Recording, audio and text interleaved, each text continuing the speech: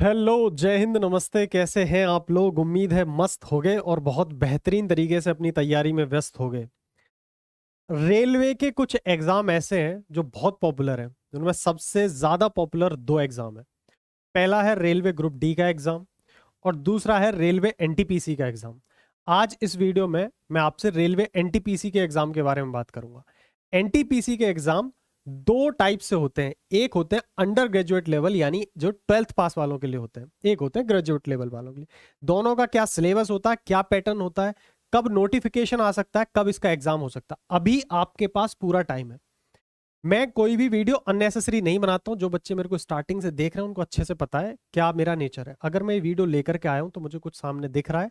आपके पास अब से एक ठीक ठाक टाइम है।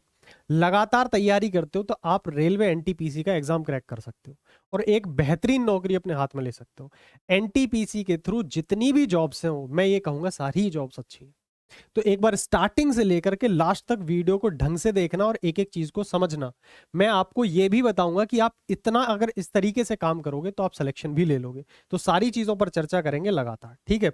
एक बार देखते हैं सारी चीजों को। मैं आज बात करने वाला हूं सबसे पहले एनटीपीसी है क्या, ठीक है।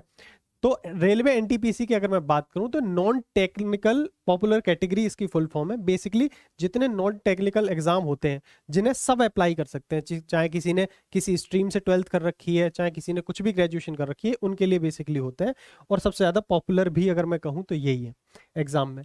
अब एजुकेशनल क्वालिफिकेशन की बात करूं तो मैंने पहले ही बताया दो टाइप में इनको बांट सकते हैं। एनटीपीसी का एक सेगमेंट है जहां आपको ग्रेजुएशन पास आप होने चाहिए, ठीक है, किसी भी रिकॉग्नाइज्ड यूनिवर्सिटी से। दूसरा है जहां आप 12th पास अगर हो तब भी आप एनटीपीसी का एग्जाम दे सकते हो। कुल मिला के आप ये कह सकते हो दो अलग अलग वैकेंसी होती है, एक 12th पास वाले के लिए एनटीपीसी का एग्जाम और एक ग्रेजुएट पास वाले के लिए एनटीपीसी का एग्जाम। अब आप खुद देख सकते हो, अगर आप ग्रेजुएट हैं तो आप 12th भी भर सकते हो और ग्रेजुएट वाला भी भर सकते हो। लेकिन अगर आप ग्रेजुएशन चल रही है तो अभी आप सिर्फ 12th वाला ही भर पाओगे। कब एग्जाम की नोटिफिकेशन आएगी, इन सारी चीजों पर अपन बात करेंगे। एज की अगर मैं बात करता हूं, जो ग्रेजुएट वाला एग्जाम होता है उसमें 18 से 36 साल की जनरल एज काउंट की जाती है। अब इसमें एससी एसटी ओबीसी को जितना एज रिलैक्सेशन मिलता है वो सबके लिए है। जैसे 3 साल के लिए ओबीसी के लिए, एससी एसटी के लिए 5 साल के लिए, वो आप ऐड कर लेना इसमें। 18 से 33 साल चाहिए आपके 12th पास वाले के लिए, ठीक है। ये दो टाइप की कैटेगरी है एनटीपीसी के अंदर, ठीक है। क्या क्या जॉब प्रोफाइल होती है इनके बारे में भी मैं आपसे बात करूंगा। एग्जामिनेशन या एप्लीकेशन फीस की मैं बात करूं तो 500 जनरल के लिए, जनरल ओबीसी के लिए, एससी एसटी या फीमेल वगैरह के लिए ये होती है 250 रुपये। लेकिन ये फीस रिफंड हो जाती है, सिर्फ आपके 100 रुपये चार्ज किए जाते हैं। बाकी सारी फीस जब आप CBT 1 देने जाते हो तब आपको रिफंड कर दी जाती है, ठीक है। चलो, अब हम बात कर लेते हैं एग्जाम पैटर्न की। सबसे ज्यादा इंपॉर्टेंट चीज यही है कि इसमें एक एग्जाम होता है भैया या दो एग्जाम होते हैं। तो मेरे प्यारे भाई, इसमें होते हैं आपके दो एग्जाम। पहले आप CBT 1 दोगे, उसके बाद आप CBT 2 दोगे। पहले CBT 1 क्लियर होगा, उसके बाद CBT 2 होगा। CBT 1 का सिलेबस समझो आप। CBT क्या होता है पहले तो ये समझ लो, कंप्यूटर बेस्ड टेस्ट, ठीक है। CBT 1 का जो सिलेबस है वो क्या है? अच्छा, गजब की बात यह है कि चाहे 12th पास वाला हो चाहे ग्रेजुएट वाला हो, एग्जाम पैटर्न दोनों का बिल्कुल सेम है, बस थोड़ा लेवल का फर्क आता है, इतना आप ध्यान रखना। तो दोनों के लिए सेम ही है। CBT 1 चाहे आप 12th पास दो चाहे ग्रेजुएट पास दो, दोनों के लिए एग्जाम पैटर्न सेम ही है। मतलब अगर मैं देखूं तो आपको टाइम कितना मिलेगा, 90 मिनट का आपके पास टाइम होगा, यानी 1.5 घंटे के अंदर आपको क्या क्या करना है वो देखो। 40 क्वेश्चन आपके जीके के आते हैं, ठीक है। हालांकि रेलवे का जो आगे आने वाले एग्जाम में क्या कर सकता है रेलवे में, अभी से मैं आपको बता रहा हूँ, एक आइडिया दे रहा हूँ। हो सकता है आने वाले टाइम में जीके के क्वेश्चन बहुत कम हो जाए, हो सकता है जीके हट भी जाए, यहां तक हो सकता है। फिलहाल पक्का नहीं है, बट अभी आप इसी को फॉलो करो, अभी इतनी जल्दी चेंज नहीं होगा। मैथमेटिक्स 30 नंबर की आएगी और रीजनिंग 30 नंबर की आएगी। तो कुल मिला के 100 क्वेश्चन आएंगे टोटल। 100 क्वेश्चन आएंगे जो आपको करने हैं 90 मिनट, यानी कि 1.5 घंटे के अंदर। क्या बहुत कम टाइम है? हाँ, मैं टाइम कम तो नहीं कहूंगा, क्योंकि 40 क्वेश्चन जीके के लिए तो टाइम मैनेज हो जाएगा। कुल मिला के आपको 60 क्वेश्चन ऐसे हैं जहां टाइम लगेगा, तो मैनेजेबल है। 1/3 की नेगेटिव मार्किंग है। ज्यादातर रेलवे के एग्जाम में 1/3 की नेगेटिव मार्किंग होती है। ये नेगेटिव मार्किंग आप हल्के में नहीं ले सकते, ठीक है। SSC में जबकि 1/4 की नेगेटिव मार्किंग होती है, प्री की अगर मैं बात करूं। ये था आपका CBT 1। जब CBT 1 आप क्लियर कर लेते हो तब देते हो आप CBT 2। और अच्छी बात यह है, जिन बच्चों की इंग्लिश खराब है, रेलवे का बच्चा इंग्लिश क्यों ही पढ़ेगा, इंग्लिश आती नहीं है। अगर आपकी इंग्लिश स्ट्रांग है तो मैंने कई बार बोला कि आप थोड़ी समझदारी से चलो, आप एसएससी के एग्जाम टारगेट करो। लेकिन आपकी इंग्लिश बिल्कुल खराब है तो स्टेट एग्जाम और रेलवे के एग्जाम आपको जरूर देने चाहिए। ठीक है, यहाँ इंग्लिश का कोई चक्कर नहीं है, इंग्लिश हिंदी कोई सब लैंग्वेज वाला सब्जेक्ट आता ही नहीं है। सीबीटी 2 में आपके नंबर ऑफ क्वेश्चन बढ़ जाएंगे लेकिन टाइम उतना ही रहेगा। टाइम आपके पास 90 मिनट का ही रहेगा। लेकिन बात करूं क्वेश्चंस की तो जीके के क्वेश्चन हो जाएंगे 50 और मैथ के क्वेश्चन 35 और रीजनिंग के 35, यानी टोटल 120 क्वेश्चन हो जाएंगे। टाइम रहेगा 1.5 घंटे का ही। ये है सीबीटी 2 का pattern, exam pattern. Negative mark की बात करूं तो 1/3 की नेगेटिव मार्किंग होगी, ये आप जरूर याद रखना। तो कुल मिला के अगर आप थोड़े से समझदार हो तो आपको ये चीज समझ में आई कि भैया हमें पढ़ना क्या है। आपको मैथ पढ़नी है, रीजनिंग पढ़नी है और जीके पढ़नी है। सिर्फ 3 चीजों पे आपको पूरा फोकस रखना है अपना। एग्जाम कब होगा अभी इन सब चीजों की बात कर लेते हैं, और क्या क्या वैकेंसी निकलती है उसको एक बार देख लो। अगर मैं कहता हूँ 12th पास यानी अंडर ग्रेजुएट की, तो मोस्टली 4 वैकेंसी ऐसी हैं जो 12th पास वालों के लिए आती हैं। कॉमर्शियल कम टिकट क्लर्क, अकाउंट क्लर्क कम टाइपिस्ट, जूनियर क्लर्क कम टाइपिस्ट और ट्रेन क्लर्क। ये लेवल 2 की है, ये लेवल 3 की जॉब है। आपको बहुत ज्यादा दिमाग नहीं लगाना जॉब कैसी, भाई सारी ही जॉब अच्छी है, डेस्क जॉब है मेनली। ठीक है, तो सब में अच्छा है। जहां पर टाइपिंग की नीड है, जैसे टाइपिस्ट है, यहां पर सिर्फ सीबीटी 1 और सीबीटी 2 के अलावा आपको टाइपिंग भी देनी पड़ेगी, जो ऑब्वियसली टाइपिस्ट के लिए टाइपिंग चाहिए। ठीक है, ये आप ध्यान रखना। बाकी इसके लिए टिकट क्लर्क और जितनी ट्रेन क्लर्क की वैकेंसी आएंगी, इनके लिए कोई टाइपिंग की जरूरत नहीं है। सिर्फ सीबीटी 1 दो, सीबीटी 2 दो और सीधा उसके बाद जो मेडिकल और डॉक्यूमेंट वेरिफिकेशन होता है वो होता है सीधा सिलेक्शन। अब मैं बात करता हूँ जो ग्रेजुएट लेवल पे वैकेंसी आती है ज्यादातर, वो कौन कौन सी है। 6 टाइप की वैकेंसी है। गुड्स ट्रेन मैनेजर, ये जो मालगाड़ी होती है उसके लिए मैनेजर होता है। इसमें बहुत अच्छी अच्छी जॉब्स होती हैं। लेवल 6 की भी जॉब है। अगर आप देखोगे स्टेशन मास्टर अपने आप में बहुत पॉपुलर और कहता हूँ कि फैशन है स्टेशन मास्टर बोलने के लिए। कौन हो भाई आप स्टेशन मास्टर हो, तो सोचो स्टेशन मास्टर 6 लेवल की जॉब होती है, पे लेवल की, तो बेहतरीन अपने आप में जॉब है। ठीक है, अब इसमें समझने वाली बात है कि आप सीबीटी 1 और सीबीटी 2 दोगे। कुछ ऐसी जॉब्स हैं, जैसे अगर मैं गुड्स ट्रेन मैनेजर की बात करूं, कोई टाइपिंग नहीं, कुछ नहीं, सीधा उसके बाद आपका सिलेक्शन होगा।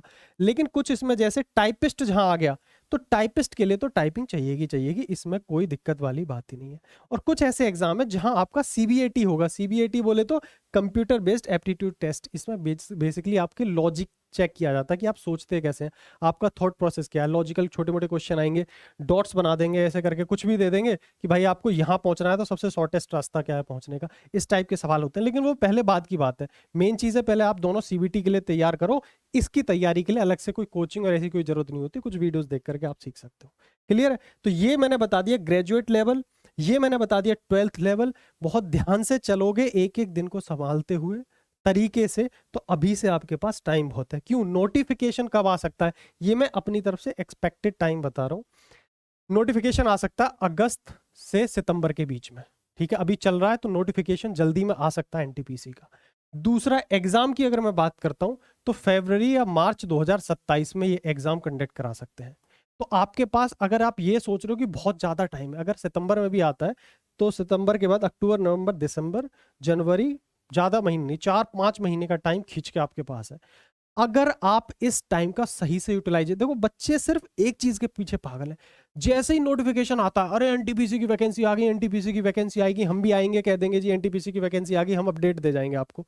लेकिन आप समझदार बच्चा वही है जो उसको पहले से आइडिया लग जाए, हम दे रहे हैं ना आइडिया, आएगा नोटिफिकेशन, तो आप पहले से तैयारी में क्यों नहीं लग रहे हो, क्यों उस तैयारी में नहीं डूब रहे हो। अभी से करना क्या है, करना सिर्फ इतना सा है कि मैथ पढ़नी है, रीजनिंग पढ़नी है और जीके पढ़नी है। 3 चीजों को आप स्ट्रॉन्ग करते चले जाओ, सब्जेक्ट वाइज तैयारी करो। जिस दिन आप कह दोगे कि मेरी मैथ इतनी तैयार हो गई है कि चाहे मैं इससे एसएससी का एग्जाम दिलवा लो, चाहे रेलवे का दिलवा लो, चाहे कोई स्टेट एग्जाम दिलवा लो, मैं सारे एग्जाम क्रैक कर सकता हूं, तब मैं कहूंगा कि हाँ आप पूरे तरीके से तैयार हो। कि आपकी रीजनिंग उस लेवल की तैयार हो गई है। अभी हाल ही में राज भाटी सर की आपने क्लास भी ली होगी, रीजनिंग का नया बैच भी आया है, आप उसको भी ले सकते हो। हालांकि अभी तक अगर आपने कोई बैच नहीं लिया है, कुछ बच्चे कहेंगे भैया एनटीपीसी के लिए कोई बैच है क्या, कोई बैच अगर अभी तक नहीं लिया है तो अभी और रुक जाओ 2-4 दिन, 15 अगस्त पर आप बैच लेना। ठीक है, मैं यही बोल रहा हूँ, 15 अगस्त 14 अगस्त से सेल चलनी शुरू हो जाएगी, थोड़ा प्राइस ड्रॉप होगा, तब ले सकते हैं। कोई ये कहता नहीं भैया हमें तो अभी बैच लेना है, मेरे पे तो सबर ही नहीं होता, 90 12 18 11 71 है, ठीक है, वीडियो का रेफरेंस दे देना, आपको डिस्काउंट मिल जाएगा बैचेस में, अगर आपको बैच चाहिए। ठीक है भाई, बाकी मैंने बता दिया, आप सब्जेक्ट ओरिएंटेड अपनी तैयारी को रखा करो कि मेरे को जीके, रीजनिंग, मैथ 3 सब्जेक्ट है, तीनों सब्जेक्ट में मुझे पूरा कॉन्फिडेंस है, फिर तो आप दे ही सकते हो एग्जाम। आप वैकेंसी के पीछे मत भागा करो।